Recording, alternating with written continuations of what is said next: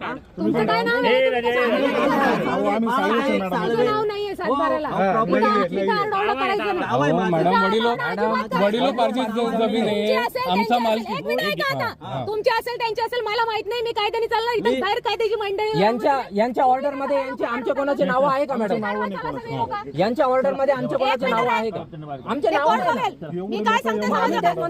मी काय सांगते समजलं का आता? आता सगळे लोक गायब करायची पटकन 1 मिनिटात. हे बघ, जे कोर्टाने वैद्य करा. सगळे जाऊ द्या. जे कोर्टाने वैद्य करा. मॅडम जागेवर बोर्ड लावतायत ते. बोर्ड लावताय. हे काय?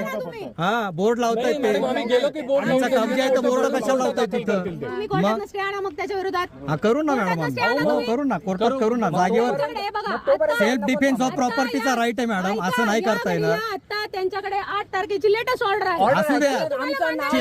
क्षेत्र पावणे 8 एकर आहे. क्षेत्र कोर्टात चॅलेंज करा. हो क्षेत्र पावणे 8 एकर आहे मॅडम. 2 एकर क्षेत्राचं आहे फक्त. पावणे 8 एकर क्षेत्र मॅडम, पावणे 8 एकर क्षेत्र ताब्यात घेणार का? ते ठरवू रे बाबा, तुला काय अधिकार आहे? तुझं नाव आहे का?